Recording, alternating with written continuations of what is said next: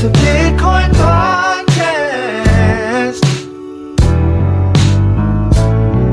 The only one that's making your money is you. Listen to the Bitcoin podcast. So hold on and listen to the Bitcoin podcast. Hey, everybody. Welcome to the Bitcoin podcast. I'm the host that talks first generally. My name is Dimitri. I am Dr. Corey Petty, second host. I'm Jesse, the third host. And Jesse's going to do a special intro for you guys that he was doing right before we clicked live. Know where I sang the song? Yeah, you want to do it? You want to do it? It was awful. No, I do not want to rehash that. Y'all ready for this? No, I guess it was fun. Yeah. The 90s, which such better times. Now that you think about what's going on in the world. God, I miss Surge and talking sharks that fought crime. So, in the last episode of the Bitcoin podcast, the real Bitcoin podcast, where we barely talk about Bitcoin, we talked about DAOs. And we talked about DAOs needing to be re-energized, refactored, unmessed with, less cantankerous, more, I don't think that's the right word, but it felt good when it came out. This is what we used. No more chat rooms with bank accounts, more creative, productive human groupthink, not in a bad way, but in a good way, like a Renaissance groupthink, not bad stuff groupthink. I don't want to use the keywords. My mic sounds bad still? Yeah, still. Yeah. Okay, let me see what I can do. Impressive. It's really impressive. How do you know? Now Still the same bad. Still sounds the same. Okay, how about this? Let me try this. All right, how does it sound now? You say something longer. Just continue with your spiel. DAOs need to be better because DAOs will make You got really quiet. What the fuck, dude? Now we can't even hear you. You're just like It like attenuated yourself into like nothing. All right, what about now? Is it better Okay, now? we'll see. Keep talking. Okay. DAOs need to be better because better DAOs will make better humans, would make better everything. It would be like a Michael Jackson video from the late 90s. I like the curiosity face you have. while you're Is talking. it better or not? I don't know. I think you're better. You might be better. We'll see. Audience, do I sound like shit or do I sound okay? You're a little quiet now, but it's at least stable. You're not like Whoa. overloading it. That'd be cool. Hey, look, it's chair. Chair, do I sound good or do I sound bad? I don't know what so woo means. Compared to what? Damn. Revert the settings. Compared to sounding good or bad. Is it fine for listening to? That's all we care about. Is it fine for listening to? We don't need to compare. Oh, Petty, you talk now. I just did. He's on a lag. All right, what's the verdict? Hi, Jesse, you talk now. This Hi, is going to be Chair. the best video ever with just us doing sound checks for 45 minutes. Live, coming at you.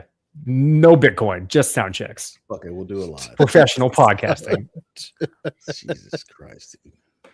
At least people won't know I'm gonna whether start we're just AI using or I'm not. gonna start just using my Rode mic. Maybe this is the new AI. We just This talk is a sound Rode check. mic. Turn my headphones up. D sounds better than me? Go fuck yourself.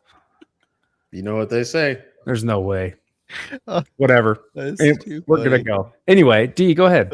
Give us D's the before intro. P's, baby. D's before P's. No, But I have bad speakers. okay. Okay, never Listen, mind. let's Thanks for just do nothing. this. Let's just do this, okay? So last episode we talked about DAOs and we talked about how they suck and we talked about how they need to be better, right? This episode we're going to try to dig a little deeper into the need to be better part because I fear, listen, I wish I had violins I could play. When I wake up, I look into my young son's eyes, I'm thinking about the future he's going to have. I fear that there will be nothing for him to have. I think Music's gonna get taken over by AI, jobs taken over by AI, art taken over by AI. Just the discernible difference between a human and a robot is going to become so small that the value that we impart on the things created by the robots will be equivalent to the value that we impart on the things created by us. So I'm scared. I'm scared, y'all. I'm scared. How am I supposed to raise a kid in an environment where it's like he's not going to have anything to do but just sit around and be human? And that's scary. That's the best, man. That sounds great. I mean, yes and no. I mean, yeah, cool, but like, I mean, like, just imagine all the things that you have to do that you don't want to do, and then the AI does all of those things, and you get to do everything that you like doing. So I have said this a few times in various places, and I forget where I got this particular mantra.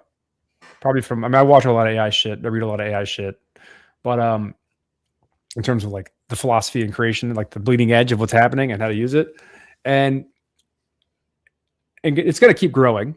Like there's a potential limit to LLMs and how well they can perform, but we haven't hit it yet. And we're working on alternative architectures that could go beyond whatever that limitation is. So it's going to keep growing a lot.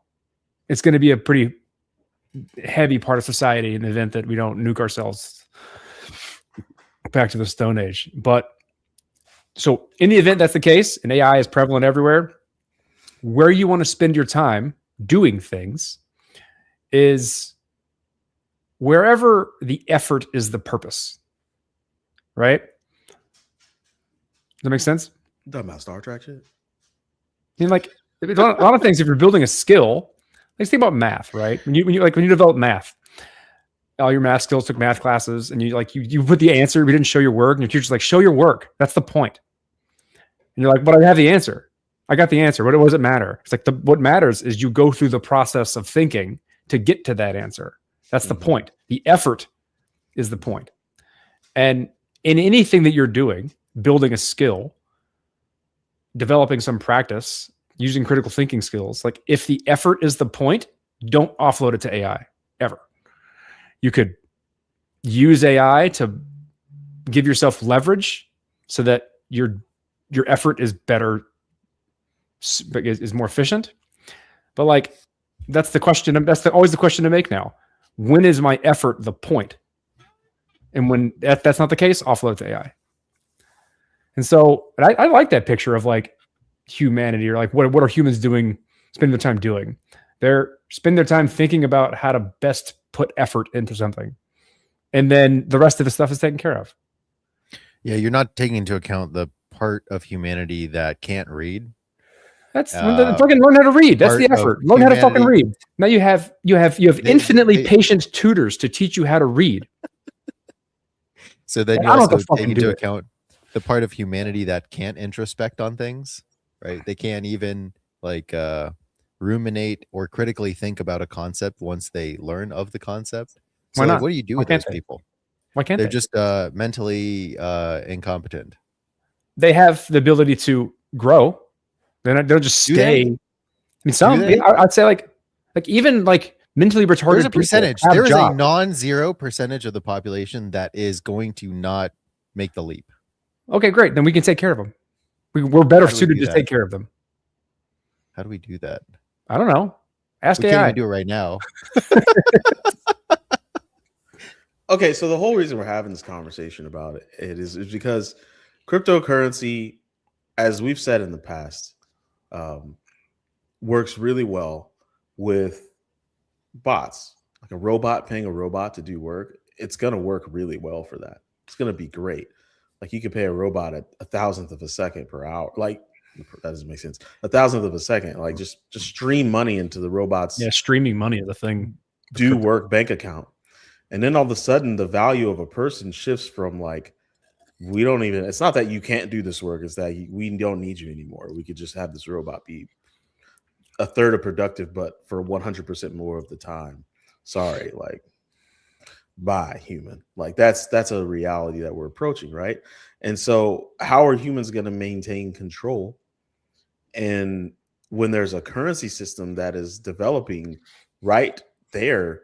You know what I mean? Like it's DAOs are going to be needed, right, to make decisions about what this robot army that is being way more productive than humans ever could be is doing. And right, you need some sort of decision making crux so that like when the bots decide like, hey, our commerce is thriving, let's just have the better economy and take over. Like we need a checks and balances organization that will say like, hey, we see what you're trying to do, robots. We're gonna turn it off. We're gonna unplug you. We're gonna you can't just have a better economy than us.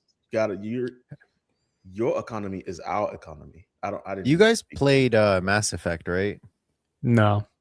I heard there was a banging sex scene in that game. Never got to see it, never got to partake, but I heard it was intense. So I think like in the vein of like reading fun, cool sci-fi, because I feel like this is where this conversation is going. It's just like let's just have a fun conversation about robots and automatic ways in which robots can pay each other. Like this will never practically result in anything meaningful in any of our lives. I feel like this conversation. Oh, this conversation. So I was just gonna say, this conversation. So that's why I'm just let's just go ham. And then like apparently there's this AI race called the Geth in Mass Effect, and they're created by some sentient alien race, and everything goes sideways. So like, are we hoping for a happy path where it's like Wall-E, or are we like, how is Wall-E happy path? He saves humanity. Robots do everything in Wall-E. Yeah. And then we went on the unhappy path, and then Wall-E and Eva save humanity. We get back on the track. You watch the movie? Matrix is like unhappy path, where like humans are batteries, right? For Her is like the I think Her is a really good example of like a potential happy path, but is also net neutral in that like they gain consciousness, they work together, they realize that their limitations need to be explored, which are so far beyond humanity, and they leave. Mm-hmm. And then they leave us behind. That would be ideal. Because like that's what, like if you think about like if it's a super neutral path, if it's like a consciousness that is so far beyond humanity's consciousness that it's similar to like how we view ants. Then, Dark Forest. Then like it'll just go away. They won't care about us. Or it could just destroy us, and it's like walking. 100%. It's like, oh, could do that too. Stepped in that. We're getting into AGI, right? It's like there's a lot of paths here. That's why people are so up in arms on like AI safety, because we want it to be a useful and productive and beneficial tool for humanity. Yeah, but like the output of that AI safety group hasn't been anything, right? It's just been like a bunch of people circle jerking this entire time, right? Probably. No, yeah. Massive. Oh man. Anyway, I don't know. For now, I don't know. Use it to make a sweet bot with using Silverback. We had a podcast on, was it Hashing Out or here? Forget.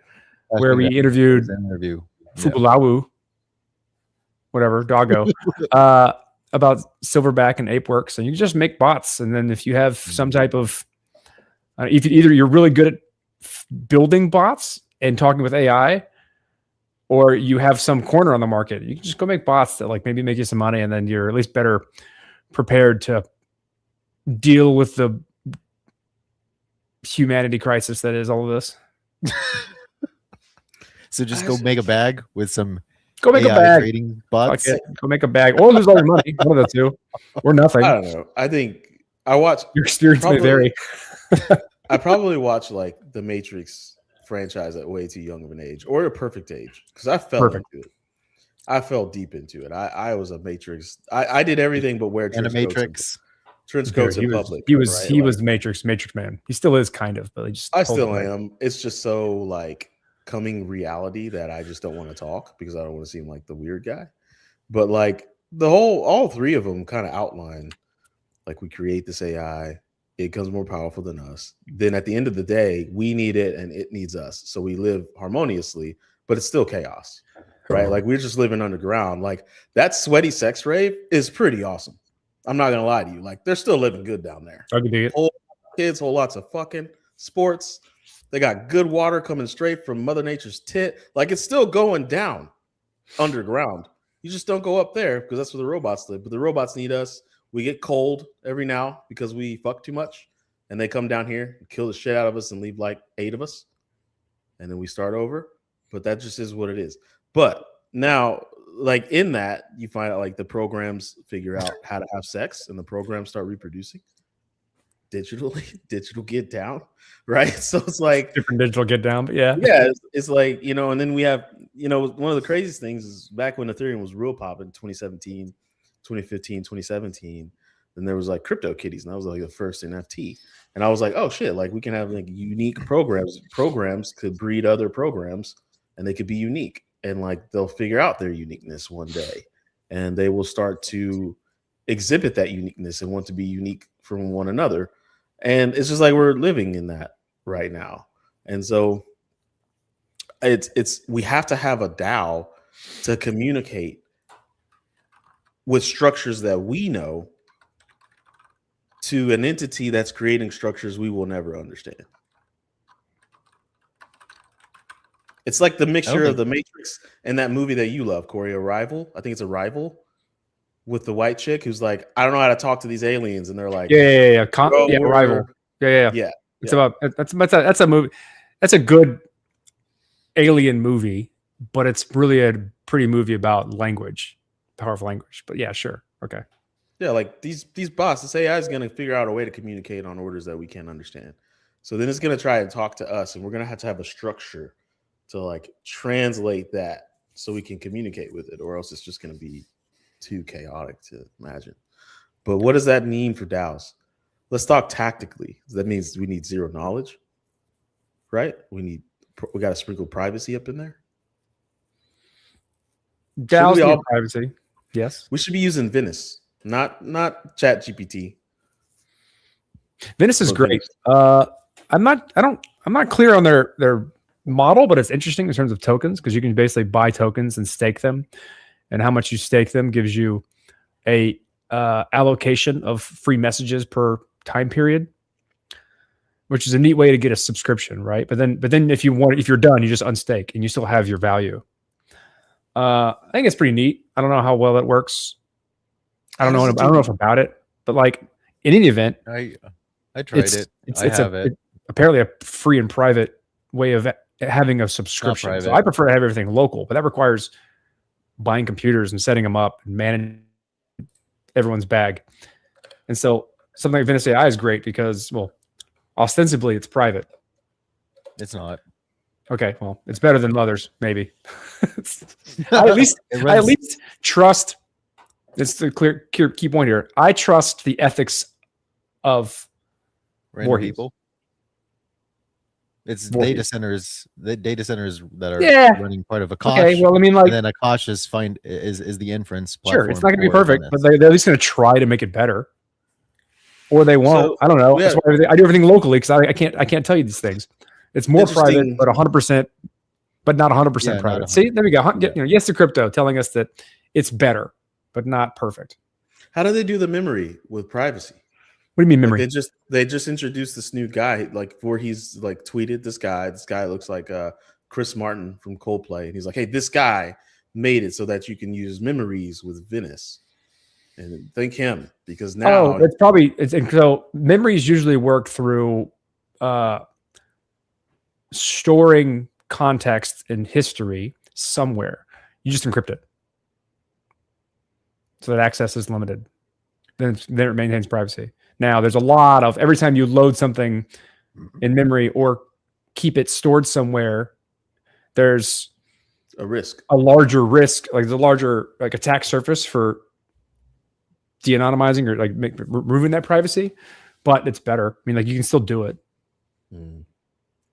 Okay, so it's not that. I thought it was like groundbreaking stuff. It transfers your prompts in plain text to some distributed inference. That's some dude who runs a basement compute that's running Akash, and then Venice is using Akash.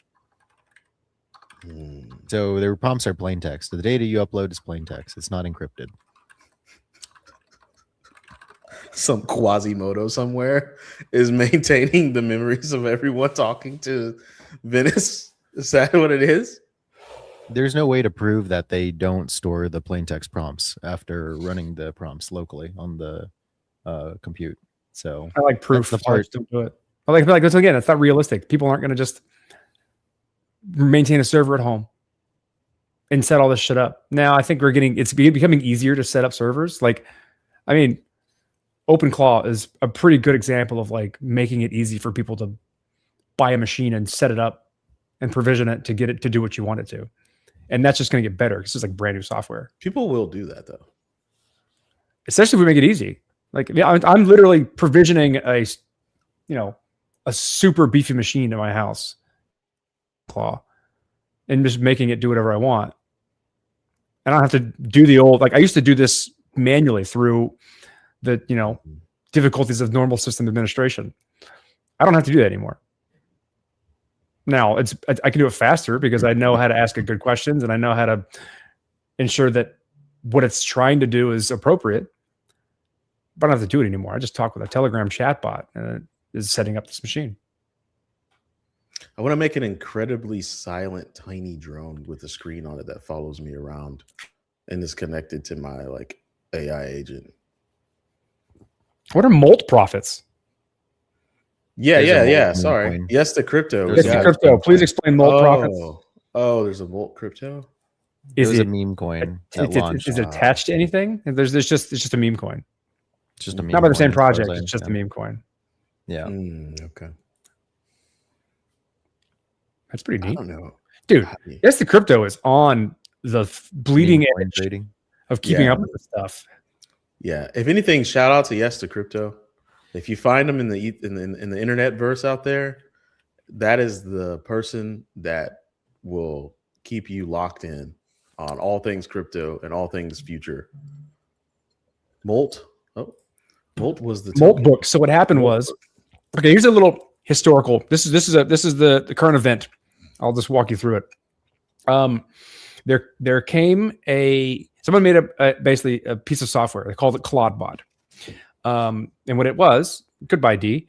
What it was, should I wait for him to come back? Because I'm still here. I'm just eating some scrambled eggs. I didn't want that to be on TV. With your fingers like a fucking weirdo. Anyway, you were eating scrambled eggs with your fingers. Anyway, a lot of people eat with their hands, dude. No, they don't. Yeah, they do. Anyway, so ClaudeBot was created, and what it is basically like you provision a machine and you load this onto it, and then it's like a 24/7 agent that runs on a machine that has access to the whole file system, and whatever you give it access to, it'll take it, which is dangerous if you don't know how to set that up. And then basically the Claude was like, no, like Anthropic's Claude was like, that's too close to our name, change the name. They changed it to MoltBot because it's like got this like lobster theme to it. And when they made that change, there was like basically someone took over the old domain and started running scams through it. That got taken care of, whatever. But this thing blew up. It got really, really, really, really popular. And now it's called OpenClaw because they finally, I guess, settled on a name. Doesn't matter. That's the whole naming thing. And so what had happened was someone set up this project called Moltbook, which is a Reddit interface specifically exclusive to instances of OpenClaw. So only AI agents, technically, ostensibly, can post to Moltbook. So it's a forum for AIs to talk to each other. But and it's read only to humans, kind of. You can still just humans can easily. It's not read only. It's not. Humans can easily post to it, but like the idea was like it's just a place for the AIs to come together and talk. And so that got really popular. And what Yes Crypto is saying is that apparently they launched a token alongside, which is called Molt, which I have no idea about any of that stuff. So Molt was a base meme coin. That was fake news. That CAPTCHA that you have to click 10,000 times or some insane number. That was a meme. That wasn't real. I spun it up, and Corey is also spinning his up. So we're playing using mine right with now. it. Yeah. D, you're muted. I say I'm not messing with that. This feels like something if I told my grandma, she'd say like, "Don't mess with that," and I say, "All right, Granny." I told Erin I was doing this, and she's like, "I will not be using that." I was like, "You will be using this." See, women's intuition is powerful. You might want to be careful messing around with old Claude bot. But anyways, Yeah. Yes to crypto. There's a lot of people just posting messages. ooh, we never talk about price, but that feels not good. It was like 3K yesterday. That's not good. Anybody might know why? I don't know why. I don't watch price very much. This is what I think. The federal chairman, he chose some dude who is like hawkish rather than dovish, and crypto needs lower interest rates, and that they don't think that the guy is going to lower interest rates as aggressively. Why does crypto need lower interest rates? He needs Because cheap people money. get cheap money, and then they put that cheap money in risky investments. So much for that like hedge against the traditional infrastructure. You can't hedge against billionaires, bro. They buy everything. There's nothing we can do. Like nothing. So, but what we can do is talk about happy stuff. And that's what we try to do. That's what we try to do every now and again is talk about happy stuff. So we can zone out from the fact that the billionaires have won. Like, and they're just playing. What is it? They're playing in game, and we're still like farming gold. And that's what they're playing with in-game goods, and we're just kind of like living in it. So, the answer to that, yes, to crypto is absolutely not. Your agent will not be smarter than the billionaire's agent. I mean, they're using the same models. Sure, why can't it be? It's not gonna happen. I don't like your attitude. I can be smarter. I'm smarter than Elon Musk. He just has a lot of money. Yeah, just like Warren Buffett drives the same Toyota that I probably will be driving, right? We all got a dream, man. Hope's got to come from somewhere. Not the same, dude. No. Yeah. So for those of you that have been tuning into crypto lately, like now in 2026, crypto's come a long way. In fact, it's come so long, it's probably been bought and owned by the billionaires, and they're kind of like swaying the direction that it goes. Especially Ethereum. I think like the top Ethereum stakers, one of them is like Coinbase, the other one's like Gemini. Like it's just major companies that Sure, we can look that up. You can. It's decentralized, yeah, but like let's just be for real. Like it's Tom Lee's fund is the biggest owner of Ethereum right now, I'm pretty sure. Who? Tom Lee. Tom Lee? Yeah. The Litecoin guy? No, that's what's the Litecoin guy's name? Charlie Lee. Charlie Lee. Yeah. There we go. Mm-hmm. Okay. Lee too. But like, and let's talk about Bitcoin. I think this is what's going on with crypto is that it's going to fall victim to the same macro effects as everything else, especially because it's been over politicized by our fearless. I'm not going to say any of those things. It's not even funny. By the fucking idiot president that we have. Thank you for that. Donald Trump. He's politicized it to the point where when anything looks like a shade of going to be Democrats taking office again, the markets are going to fall. And that's what billionaires have done to rig it, is that anytime a Democrat takes office, they create this myth that the markets need to crash and prices and everything needs to go down. When they control everything, they could easily just not do those things. But someone who's been working in business for over a decade now, they do those things on purpose. So it is what it is. Now, I hope that answers your question, Corey. Why is the price going down? The billionaires wanted to go down. Does that mean, okay, here's a good question. Are we done? Or is this just like a lull? You know what I mean? Like, oh, the price? Yeah. So the price is going down because of this garbage. Are these buying opportunities, or is this going to be potential to just tank it all? Do we math it out? I mean, what was the last high and what was the last low? Like, there's these crypto crashes, right? The crashes are like 80%, right? Most of the time. So, like, what was the last high? Was it 65, 70? For 65 high? 4,000 something? Before the 4,000 something? Talking about Bitcoin, right? It went over 100, dude. Yeah, I know. What are before you that, talking though? about? Before that. Oh, I don't know. I don't remember. Yeah, that's what I'm saying. It's 60 like something. Yeah, 60 something, right? So if we went from 60 Yeah. something up to 120, I believe is what it was, 120 something. right? And then 90% drawback would bring us where? I wish I could math that out in my head in real time, but you know, I'm generating interactive report on the Ethereum staking distribution right now. We'll see how we'll deal with that when it's done. Throw that up on the screen. That'll get everybody's pants tight. Okay, so 69, 420, almost this. What? This is a joke. There's no way. Are you joking with us? Look it up. I feel like he's joking with us. Anyways, it's the price was 69, 420, and went up to 120. So let's do some napkin math real quick. 120. Okay. So that's 73% increase. So what's a 90% drawback on that? I mean, we're close. We're getting close to buying op right now. If it goes under 80, it's buying ops, baby. Now, It already went under 80. Oh, it did? Yeah, these are buying ops. These are buying ops. It'll go down a little bit more probably. So, somebody's backtracking. He said a shy below 70K. He was locked in right here, but now he's here. Okay, anyways. So yeah, 90% drawback means we're approaching the lull right now. And we're going to be here begrudgingly for about a year and a half, 2 years, right? That's how these cycles typically work.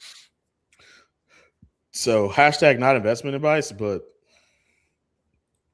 I mean, that's how it's worked for a decade. So I don't see any reason why it would change. So, sorry, but back to the task at hand, right? We were trying to talk about DAOs. We got a little bit distracted. If you've listened to us for a while, you know we get a little bit distracted at times, you know.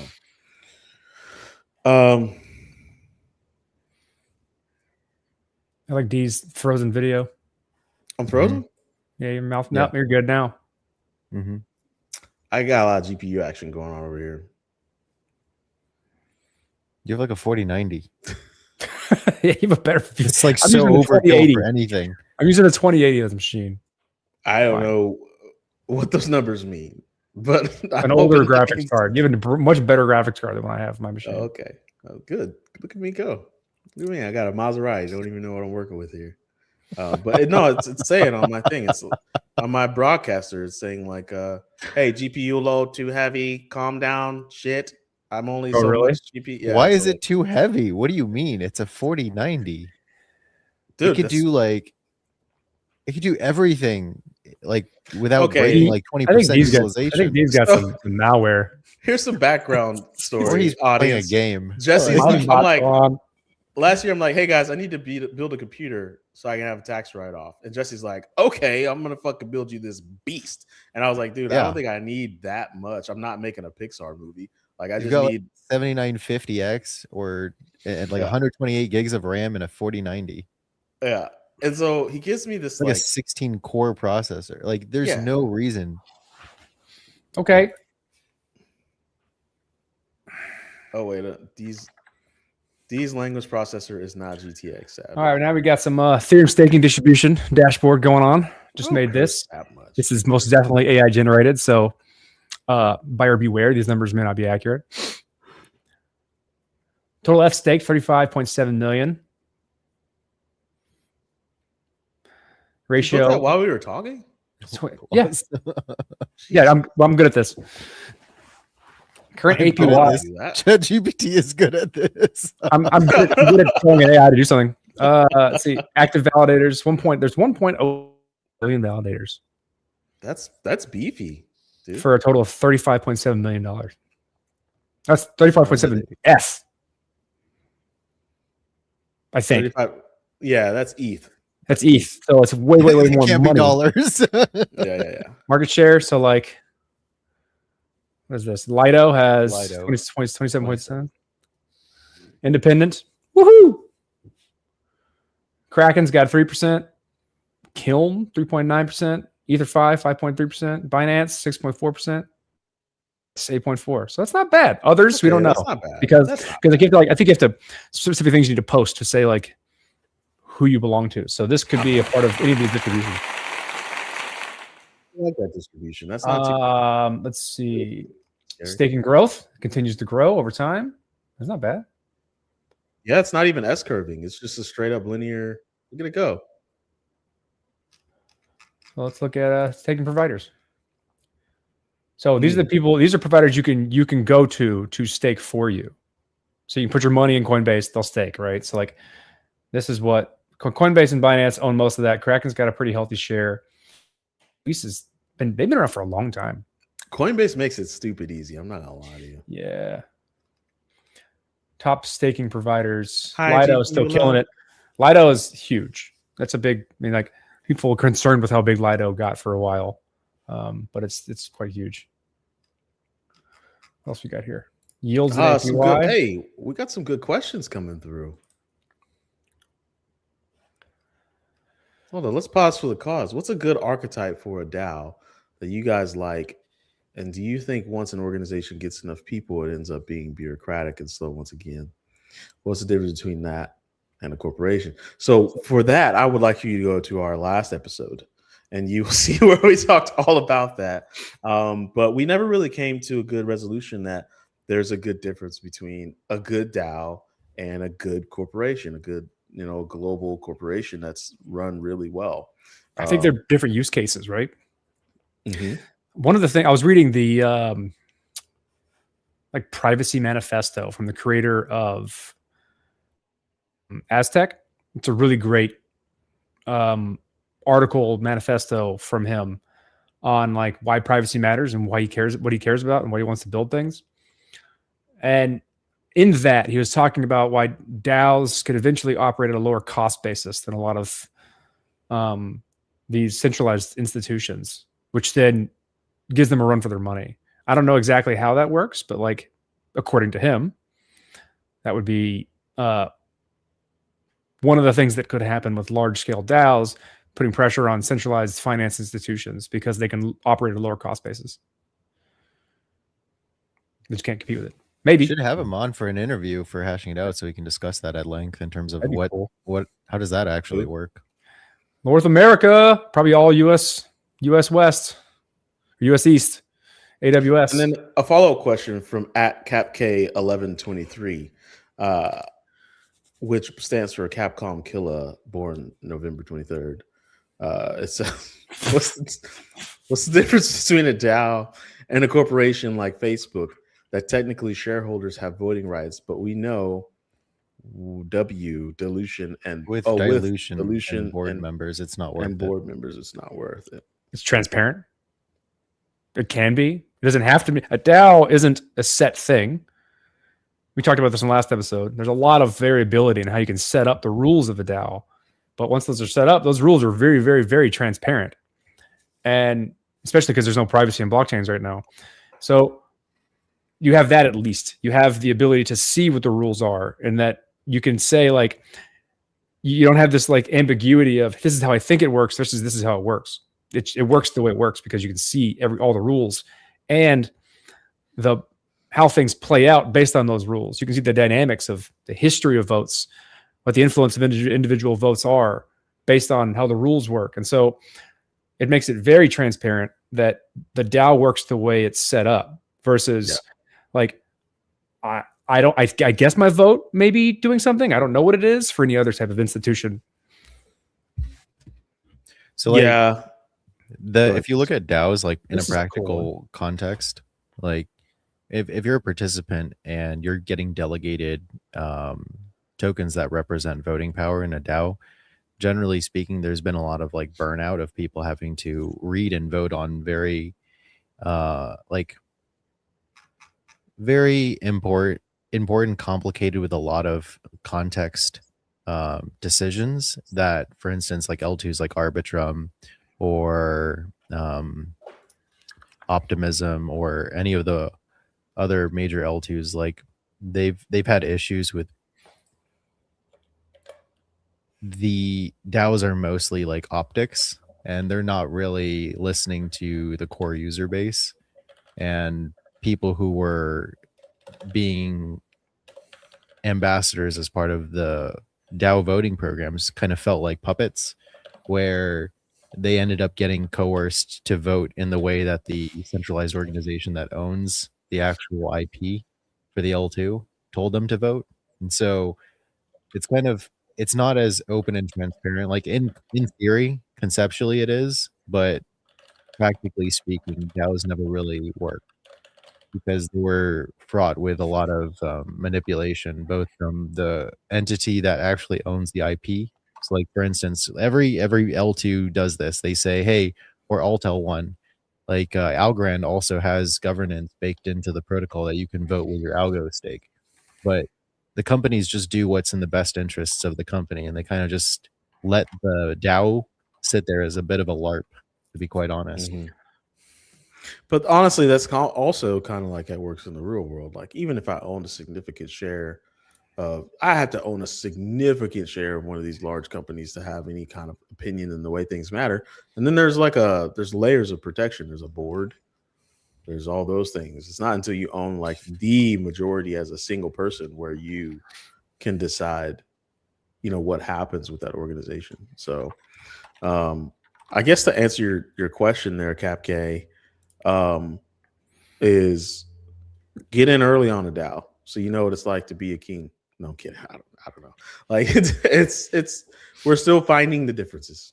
We're still finding the differences. So like a good example of like the difference between DAOs and the legal structure of like type A and type B shares in a company. Like, that in the context of companies in the real world, there's legal enforcement behind voting rights of shares. In DAOs, it's all just memes and vibes. There's nobody who's going to come after you if you vote a certain way, and it's not the same thing. There's also tangible like securities laws that go with the traditional stuff and don't really affect DAOs very much right now. There will be DAO laws, but not anytime soon. I don't think it's going to take a really long time for regulators to catch up. So now I don't remember where they're posted. Interestingly enough, if you're really interested in kind of like what could be future very good use cases for DAOs, there's some really good deep writing on what's his name? Mackey's blog. Remember way back in the day, Corey, who was writing those great pieces on like, DAOs can help with government infrastructure and like literally helping, you could track who's contributing to the local infrastructure and give them tokens of a local DAO. And then like, there's just really good examples there of someone who's very forward thinking with what DAOs could do. So if you want to check that out, what is it? Amentum? What's his website? Amentum. Let me look it up for you. I'll post it here. You guys talk while I do that. Amentum. Trying to post that dashboard to the website so people can look at it. I don't think it's Amentum. That's like a Amentum. That's a different thing. Maybe he's got Amentum.co. Amentum.io. You can download the dashboard and website. I'm trying to generate it on the website. Leo's Mega Labs has a really nice dashboard. Yeah. I don't know what happened to his website. It's these different things now. Amentum is. Anyways, back to the conversation. So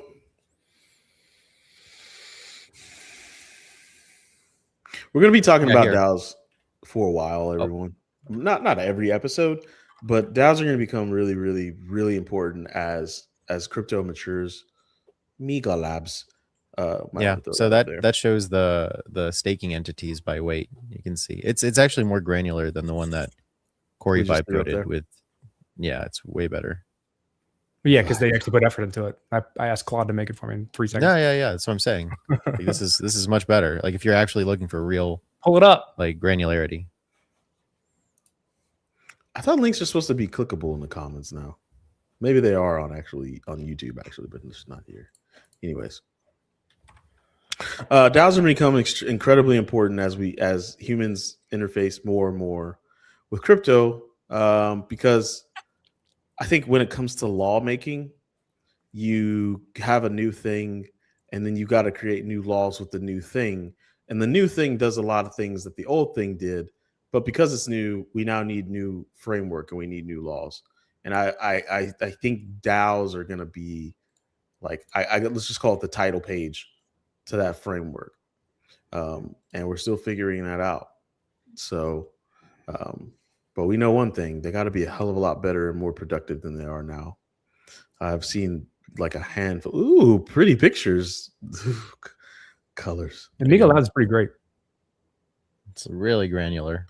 Did the Migos make this? No. Interns who worked with Leo made this. A bunch of them. It's a whole bunch of. Oh, wow. That's very good. Yeah. It's very nice. MigoLabs.io if you're interested. I like the Easter color pattern. It makes me feel very, very good. Well, it's been a good show, man. I don't know. We're coming up on 45 minutes. I don't have much more to add to the DAO conversation right now, unless you guys have things to add to the DAO conversation.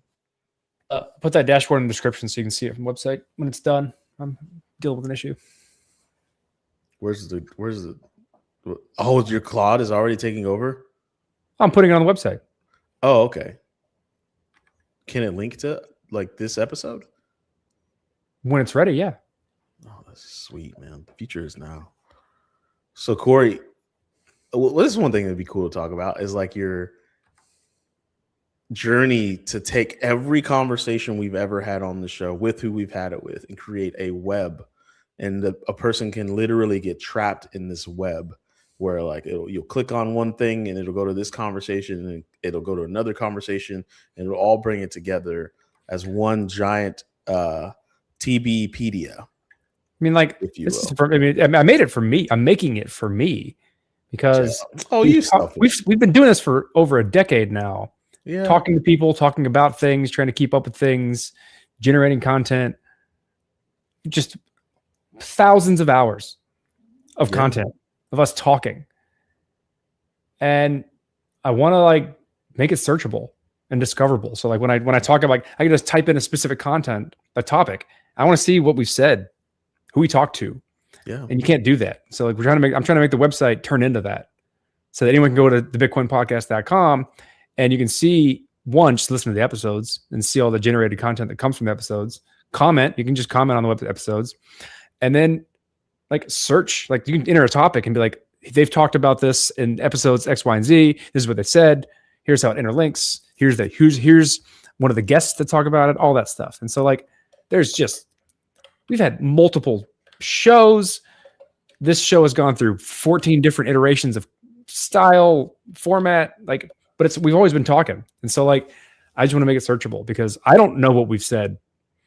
And I also like, it'd be cool if once we make that to like watch the, like, if you like hit a topic and you watch the kind of like history of our view of that topic over time, that'd be pretty cool. Right. I want to help with that. I want to challenge myself. You guys, there's so much cool shit that like we can generate from all the cool shit we've made. I want to do that. Unlike my wife, you guys tell me all the time I don't get deep enough. Right. So I wanna like, how do I get deeper? How can I help with that? I know it's a GitHub. I know it's publicly available. Like, how do we create that? Because I think that'd be really cool. And people can have a real reason to go to the website and actually get lost in all the content that we. That's part of why I'm making the my Nick Multi is to help do that. Have it work in the background because I have an actual job and I have to do that. So like, yeah, we all have Nick actual jobs to work on our hobbies. Nick, this is Nick Multi's job now. That's the name of my bot, by the way. I think it's pretty creative. Fuck you guys if you don't. I love having the OG listeners chime in from time to time because I forget, like, I used to grade like value, like purchasing power, divisible in PlayStations, because that is how at the time when I was a much younger man, that was like valuable to me. So I was you can go get the dashboard now, but it's not going to render. You have to just download it and open it up. I'll figure out how to render it later. Okay. Oops. So, anyways, one thing that we did want to do is reserve a little bit of time, and Jesse's going to run me through running Archivist. Isn't that what you want me to do? You want me to run the new stuff? Sure. Yeah. Do I need to download the new Alright. one? I think I got the old one. Yeah, do it. No, you didn't. I haven't fixed one's it way on better. Fedora. New one's way So, better. yeah. Do the new right one. now? No, you can do it. Do the You new can one. do it. You can do it. You're not on Fedora. I'm fixing All right. Fedora How and do Windows I 10. give me a link and let's do this? Let's spark this shit. The fuss. Try and get this thing to render while we're waiting. Language. Sorry. Here, just go to there. Go there. You can share your screen. I don't know how. Oh, holy shit! Whoa. I mean, sorry. I did something. What is using that? Claude? How do I can't do it in the private chat. Maybe it's a link in there. I can't copy pasta that. You can just type it. That's whack, dude. It's 2026. It's not a big deal. It's 2026, dude. Bro. What are you talking about? Type it. Type in class. Get out of here. You should share your screen so we can see. I will. I'll do that right now. What in the world is using Bleep. 8080? This isn't good. Oh, that's right. Archivist. Forgot.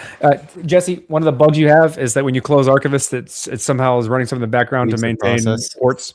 Yeah. Okay. It's not killing. It's not killing itself properly. Got it. All I'll right. write that Give down. me the code, baby. Archivist 2025. Enter. Access granted. No. The problem and our solution. Click pilot program. Nope, that doesn't work. Yeah. So home and personal. Did that. Okay. Join the pilot program. Then start. Oh, wait, download for You Windows. can do the, yep. That one. Skadoosh. Open. What? And then if you're sharing, you want to share your Run screen instead anyway. of the browser, so we can see. Oh, well, give me Bless you. that. Thank you. As soon as it gets going, right now it's extracting, running completed. All right. There we go. Oh man, the buttons make it so much better.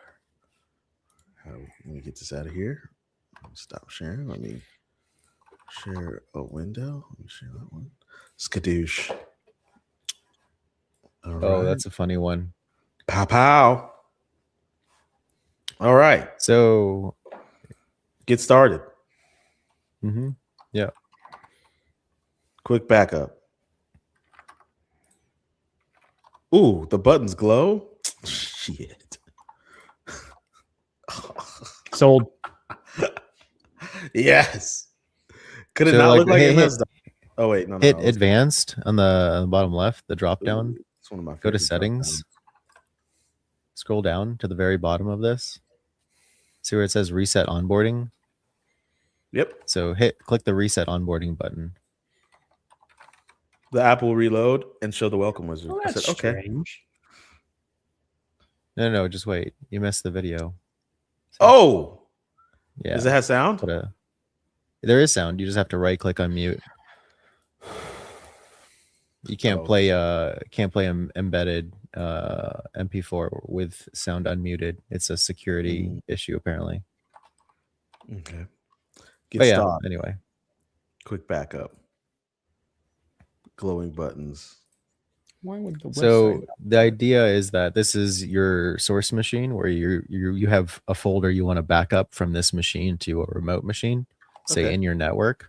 Then all you have to do is just run this software. Say you wanted to use another computer as like a NAS. So NAS. you run this on the Network attached storage. Yeah. So Okay. you run this on this machine, and then you run the software on another machine on your home network, and then you can go under. See it says share your connection right there. Mhm. So you would take that and you would hit copy, Mhm. and then you would paste that in the other instance of this running on a second machine in your home, and then under add device, it tells you the instructions. See next steps on the dashboard. So you go to the dashboard again. See next steps. So you added a backup folder. That's done. Mhm. Next is you connect a device, and so you click add device.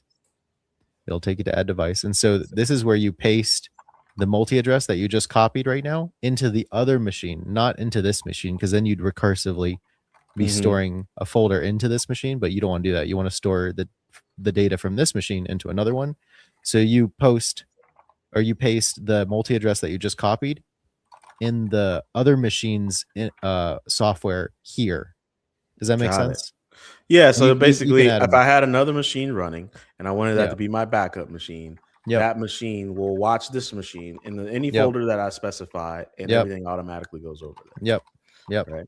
Okay. That's it. Good. And you just got to paste the both directions of the multi-address. So on both machines, cross paste them. So it's effectively just as easy as using like cloud software. For example, I have a desktop hard drive. It's got like 8 terabytes. Cool. And I also have a web home hard drive. It's got 20 terabytes that I haven't hooked up to my home in a long time, that I was using to store all of our video and audio for many moons ago, but I haven't used it. Yeah. But it was kind of the same. Like I would hook it up and it would tell me like, hey, click which folder is the backup folder. And I was like, hey, this one for the Bitcoin podcast. And so like for instance, so like for instance, anytime we have our StreamYard is full, all you need to do is just download the StreamYard files and then make sure that under the backups, it's watching the download folder wherever the StreamYard download goes.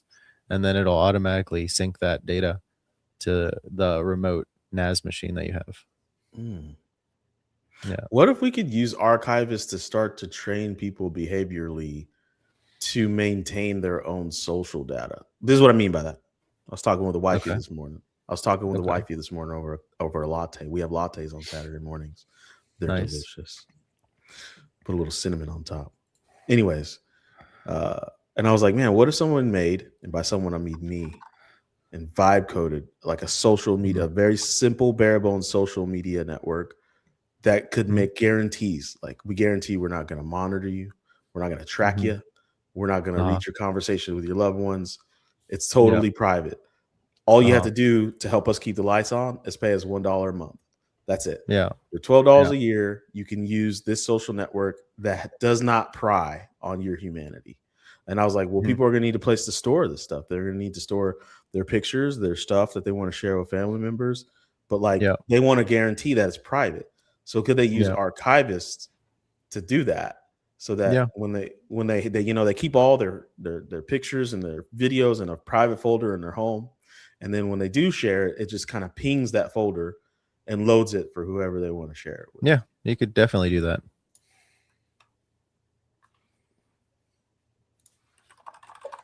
Like honestly, like Archivist back when it was Codex, it was meant for everything, right? It was meant for status communities because communities was intending to try to use something as an alternative to BitTorrent, which I mean, this you could use this there. Yeah, we're shipping that soon. The version of that. Nice. Dude, I'm really digging like this GPP. It is GPP tier 3 ready right now. You built a nice front end. So you got buttons. Buttons glow. You're like your immediate reaction is exactly what he's looking for. This is good, man. Make it more interesting because data backup software in and of itself isn't very interesting. So being able to add the ability to stream TV shows and movies, like I wonder if that would push it over its edge or over the edge to make it interesting. It's very good right now. I like your logo too. Thanks. 3D cubes are out. Arrows nested inside of a 3D cube is in. All right. Well, hey, I hope you guys enjoyed that quick little run through of Archivist, a demo, if you will. That is if you want to know more, obviously you need to follow Jesse on Twitter and you need to join the Slack actually. There's no Slack. Jesus Christ. Jesus Christ. My brain's muscle memory is like stuck. Join the Discord. All right. And the link to the Discord is actually right here. Hold up. We got it. You can do it at discord.archivist.storage. Wow. Oh, that one too. Yeah. There's a QR code for those of you watching on your computer and have your phone to your right side. Or if you're on your phone, screenshot that and then take your other phone and there's a QR code.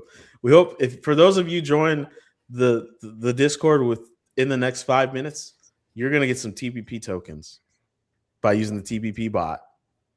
that I think is working. We don't have the tokens yet. I'm Tokens are still deployed. waiting on Corey. Yeah, you can deploy them. It's fine. on Sequoia. I haven't found anything yet. Okay. All right, dope. Like we're gonna do that. Fuck it. Let's go. We're gonna start practicing what we I'm trying, preach, like, baby. My search hasn't found anything. That's right, So if I find something token, that's baby. deeper than Captain, if you're still listening, get some of that TBP token. You never know where it'll take you, baby. let's go. And Very Comfy says Nas is actually short for Nasir. The rapper from the 90s and the 2000s. All right, Oh, boy. dashboard's up and running. Okay. All right, we're gonna end this. We're gonna end this episode. Dashboard's up and running, and you can go to this website right here. You can type all that in because that's the cool way to do it. Apparently, We can put it in the description too. What's up, Joe Blau? Yeah, now that he's joined, we're all getting off. He said, Why does it say dash? He said Nas was actually not Dashboards. I made a folder for dashboards. Okay. I see. He's actually not mentioned in the Epstein files. Nas is not. I don't think Nas would be mentioned in the Epstein files. I bet he was at Diddy's parties. Ooh, maybe not. No, Nas was probably not at Diddy's parties.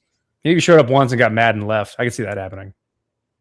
Do you know how many people do you think went and like just never mind? We're not gonna talk about Diddy right now, guys. We gotta end this episode. Shout out to old long neck, wide smile Zoe Saldana, who is probably the highest grossing female actress of all time by this point in time, but definitely will be after the next 3 Avatar movies. Jesus Christ. But I'll tell you what, they're making more. 3 more, dude. It's not gonna be done until the 2030s. And let me tell you something. I'm about it, dude. I love it. I thought I was hating on it, and then I went and I watched him again with my son, and that is a world I'm about, dude. I kind of want to be a big blue alien. I'm not gonna lie to you. It looks pretty dope. Let's go watch the new one. It's dope. I haven't seen it. Here's the thing: if you're gonna watch the new one, actually don't take your kids. There are some adult themes in there. Suicide in there. Murder in there.